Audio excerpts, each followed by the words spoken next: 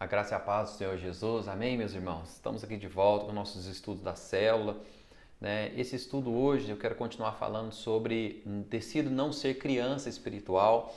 É uma sequência de estudo que nós temos falado de como você vai amadurecer para realmente poder agora reinar com Cristo.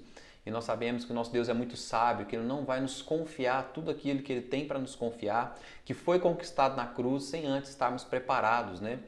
Então nós temos aprendido realmente como é amadurecer, transformar as nossas mentes, né? Saindo da mentalidade de escravo para a mentalidade de filho. E depois que nós vamos nos tornar filhos, né? Você precisa entender a justiça de Deus, a posição que Ele te colocou em Cristo. Agora você está como inocente, você foi chamado de filho. Todos aqueles que creram no Senhor, deu-lhes o direito agora, né? De serem filhos. Então é muito importante nós entendermos isso, é fundamental. Somente os filhos vão poder reinar. Então, o Pai, Ele só vai confiar a herança sobre nós, Ele só vai poder confiar aquilo que Ele quer confiar realmente, né, para nós realmente governarmos com Ele quando nós amadurecermos. Mas nós estudamos para trás que existe um processo, né, nessa fase que nós somos crianças, onde Pedro fala desejar o leite espiritual, é para nós realmente entrarmos agora no nível de sacrifícios, né, agradáveis a Deus. Ou seja, que é como se fosse um treinamento de Deus para nós, para nos amadurecer no nosso dia a dia, né? Nós temos aprendido sobre isso. E nós vimos também ali a respeito da vida de José, porque é um homem que ele começou nesse processo de treinamento de Deus, oferecendo sacrifícios espirituais agradáveis a Deus, né? Se rendendo à liderança que ele tinha, sendo fiel ao Senhor o tempo todo que ele tinha, toda provação, todo teste que Deus enviava sobre a vida dele, ele era aprovado, né? E ali Deus foi podendo confiar coisas novas a ele. Nós falamos principalmente do trabalho, que é um lugar onde nós somos muito testados, onde nós devemos ser testemunha.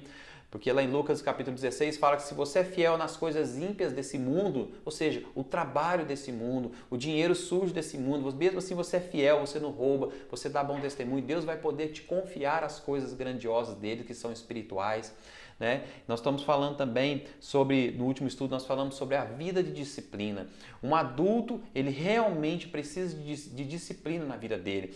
E nós que já somos adultos, nós sabemos disso, o quanto é difícil ter uma vida disciplinada. Mas nós sabemos que aqueles que têm uma vida disciplinada, muitas vezes eles já estão reinando em muitas coisas. Por quê? Porque o Pai está nos ensinando a disciplina. Né? Quantos de nós não tivemos um ensinamento de disciplina ao longo da vida e hoje você tem dificuldades, né? Seja num simples ensinamento de disciplina financeira, de economizar, de montar uma planilha, coisas desse tipo, que às vezes nós passamos lutas por causa simplesmente de uma falta de disciplina.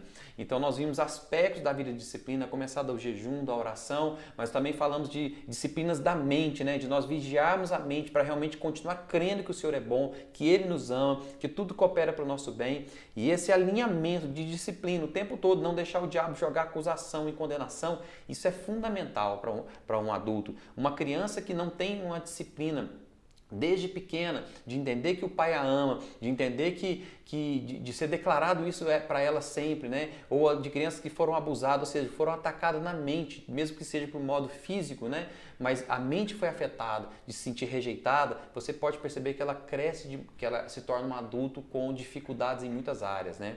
Eu quero continuar falando com vocês a respeito, né, de vida de prioridade hoje. Por quê? Porque quando você se torna adulto, além da disciplina, você aprende agora a ter prioridades, aprende a discernir o que são prioridades em nossas vidas, né?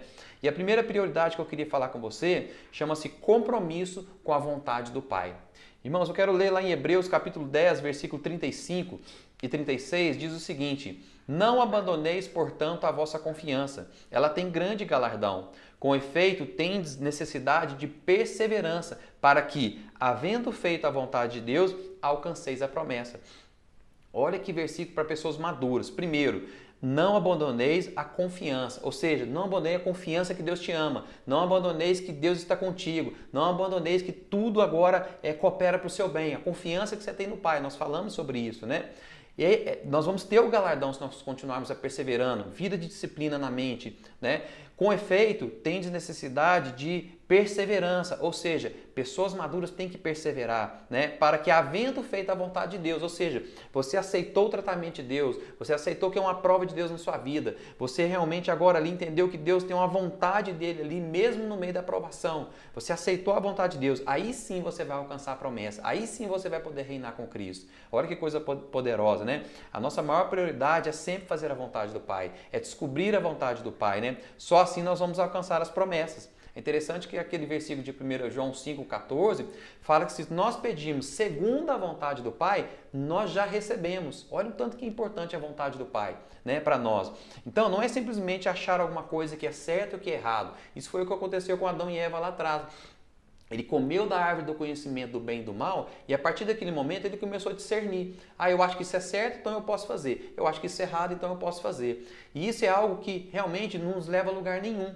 Porque tanto é que na próxima geração, Caim matou Abel. Ou seja, uma geração que já não sabia nem mais o que era certo, qual o valor de uma vida, né? Então, deixa eu te dar um exemplo. Hoje, nós andamos pela árvore da vida, ou seja, nós temos a vida dentro de nós temos o Espírito Santo dentro de nós. Então, essa vida dentro de nós nos direciona e não é mais o que a gente acha que é bem e o que é mal. Por que eu estou te falando isso? Porque às vezes você vai em algum lugar, por exemplo, você vai comer uma comida em um barzinho aí e é muito famoso esse barzinho. Às vezes, lá no seu coração, você acha que, pelo conhecimento do bem e do mal, você acha que não tem nada a ver. Mas às vezes o Espírito Santo dentro de você está falando, não vai nesse lugar, não vai nesse lugar. Ou às vezes ele fala, pode ir em paz, pode ir em paz. Por quê? Porque a vida dentro de você fala, né? Então, discernir a vontade do Pai é saber ouvir o Espírito Santo dentro de nós, nos guiando, né? E qual que é uma das maneiras que o Espírito Santo nos guia dessa maneira, no nosso dia a dia? É através da paz. Né? Nós já falamos isso algumas vezes, mas eu quero voltar a falar. Lá em Colossenses capítulo 3, versículo 15, fala que seja a paz de Deus árbitro em nosso coração. Então, o que é um árbitro? Árbitro é aquele que fala, né, que deixa o jogo continuar ou que às vezes para o jogo, vamos dizer assim, né? Ou seja, nós como cristãos, nós temos que tomar posse da promessa que Jesus falou, eu vos dou a minha paz, não a paz que o mundo dá. Né? Ou seja, nós temos a paz de Cristo, nós andamos em paz, nós não andamos atribulados. Né? Então, à medida que você está andando em paz, imagina que você agora está chegando perto de um beco escuro e lá naquele beco escuro você vai passar por uma rua que tem um beco escuro e lá tem 3 homens mal encarados, parece que um está armado. Aquilo ali você começa a perder a paz no coração, você começa a ficar... Mesmo sem saber se é um vizinho ou se é uma pessoa bem intencionada ou mal intencionada, você começa a perder a paz no coração. Então a paz no coração é assim, um exemplo bobo, mas só para você entender. Você às vezes vai em algum lugar e a paz de Deus começa a fugir do seu coração. Deixa eu te dar um exemplo prático, né? Ontem eu estava lá na minha casa e aí o meu pai precisava comprar um silicone lá para a casa dele e eu pensei, na hora me veio assim, meu pai... ele está precisando de sair um pouco de casa, eu vou deixar ele comprar esse negócio, não vou me oferecer não.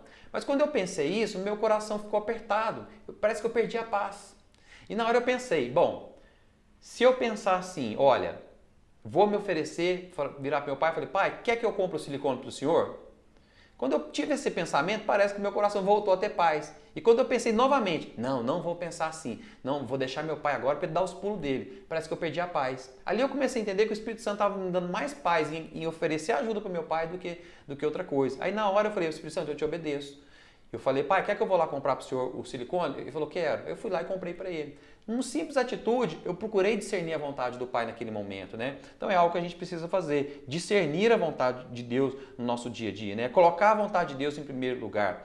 Então, o que nós vamos falar de agora em diante, os demais tópicos, eles são tópicos agora que estão relacionados com a vontade de Deus, amém?